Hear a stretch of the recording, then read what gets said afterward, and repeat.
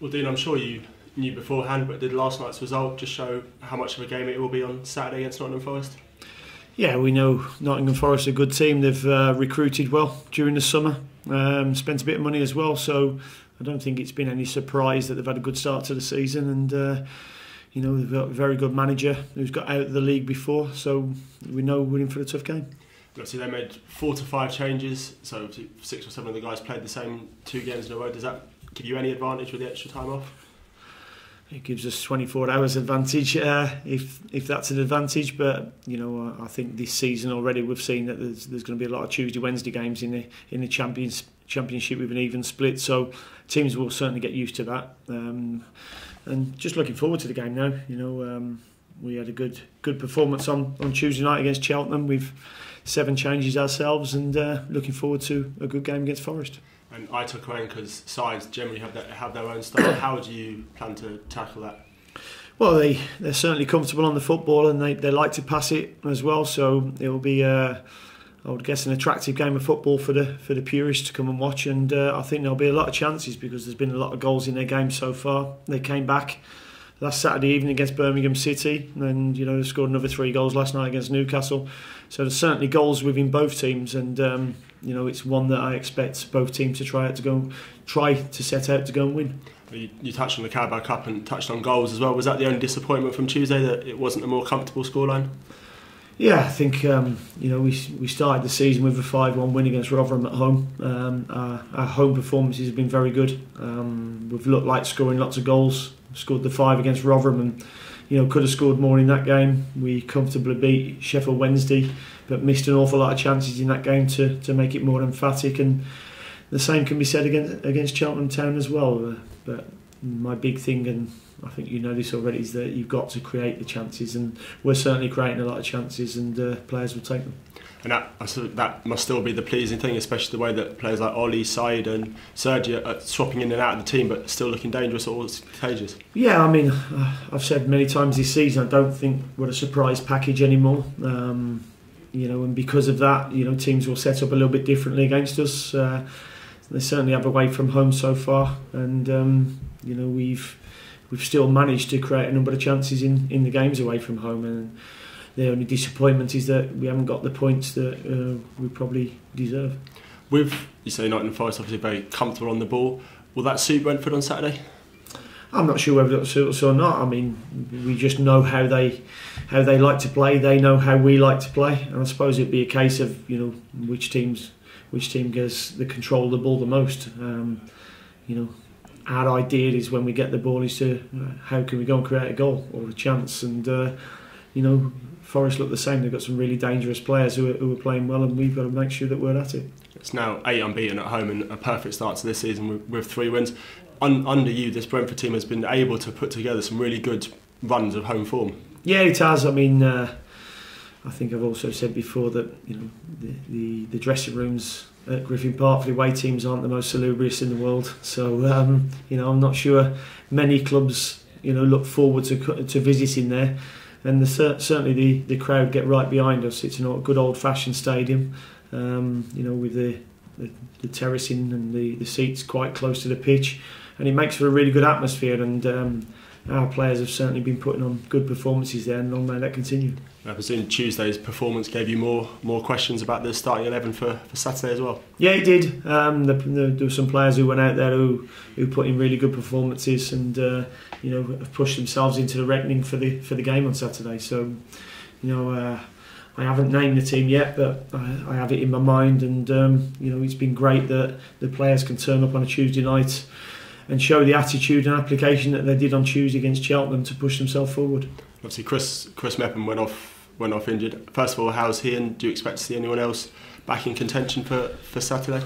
He's very good. He's got a little bit more of a wobbly nose now, which makes him look more like a centre back. So very pleased about that, and he's been back training on the training ground, so he's fine.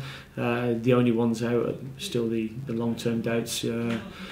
Rico Henry and Emiliano has got a slight stress injury of his foot, which we're having to nurse back slowly at the moment. And obviously, first defeated the season in the league last Saturday. Important to bounce back as quickly as possible in the league, especially. Yeah, it's very important. But I think, you know me, we're more about performances than results. With the performances, you usually get the results. We've gone to, you know, a team last week at Blackburn who were unbeaten themselves at their home ground and restricted them to 2 attempts on our goal in 90 odd minutes. So it just shows you how far we're going as a football club, and you know what control we can have by going away from home as well. And obviously, markers have been said a couple of times this season about putting down markers for the season. A game against Nottingham Forest, who've spent so much in the summer, another chance to put down a marker. Yeah, it does, but it'll also keep, you know, momentum at home, which is important throughout the season. You want to go and win your home games and then see what you can get on the road. You know, and our performances so far at home have been very good, and we need to make sure that that's the same, and you know, certainly won't be complacent.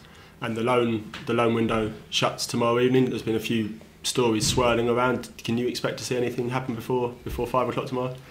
I can now tell you that Ryan Woods has gone on loan to Stoke City. You know, and you know, the window that has closed is still ajar until tomorrow. Whether anything happens, I don't know. I'm just concentrating on the game with the squad I've got. And just finally, we have the Carabao Cup draw tonight. You got anyone you particularly want to see come out of the hat alongside Brentford? Yes. You know, me personally, if I could handpick the draw now, I would probably go Macclesfield at home. You know, other people will be looking at Arsenal's and West Ham's and Chelsea's. But no, and that's no disrespect to Macclesfield, but they're probably the lowest ranked team in the draw, so why not give yourself the best chance you've got of trying to get through to the next round? I mean, is that something that you're very much focused on? It's not, you know, a glamour tie, it's how many games can I get into this competition? Yeah, definitely. It's, you know, whenever you start any season, and I keep saying this to players, if they have a good 15-year career, they've got 45 chances of winning something, FA Cup, League Cup or a promotion. You know, it's not very many. You know, you suddenly get 10 years into your career, you've only got, you know, 15 left. So, you know, why not give yourself the best opportunity to try and get somewhere, you know, in a cup. Yeah. Okay, Dean, with the loan window about to close, there are these persistent stories. One of them, obviously, is the reported offer from Brentford for Salai Kaikai to come back from Crystal Palace on loan. Is there anything behind that?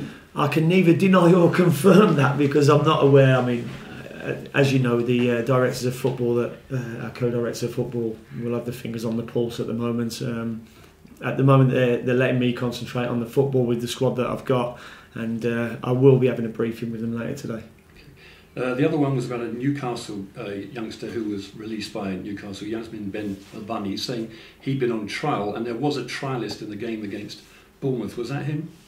Yes, I believe it was. I think he's a local lad, so he's just coming to. We're giving him an opportunity to come and train. You know, and he certainly filled in the numbers for us for the B team. So that's an opportunity for him, and you know, if we like the look of him, then maybe something with the B team at the moment. And one possibly going out that I'm sure the director of the football would have checked with you if they were going to do it, which was the idea that Josh Clark might be loaned out. Yeah, I mean, Josh, I've spoken to Josh about the possibility of a loan. We've not had anybody contact us at the moment to take him. If somebody comes to the table where we think it's beneficial for Josh, then we might listen to it. He's always been my go-to player without actually nailing down a position, which is frustrating for him because he's not a young lad anymore, and you know, he wants to be playing regular. So I certainly will listen to a loan option for him if it's the right one for him. Turning something different, the announcement on the stadium this week, obviously a decision made for all sorts of reasons, probably nothing much to do with football, but from the footballing point of view, is there an accidental spin-off benefit that actually moving at the end of a season or between seasons rather than in the middle of a season, does that give you a chance to sort of settle into the stadium more, play some pre-season friendlies perhaps? Yeah, I think it probably will. You know, it's a long way away still, but it's nice to see a shelf starting to go up, you know, on the site, which will be brilliant for the football club. And it was also nice to hear that we were one of the proposed stadiums in the bid for the Women's European finals, I think it was. So, you know, it's great news for the football club that it's ongoing, but it'll be nice to have a final season, a full final season at Griffin Park. So we certainly look forward to that, and hopefully we have a good season, and that could be in the Premier League.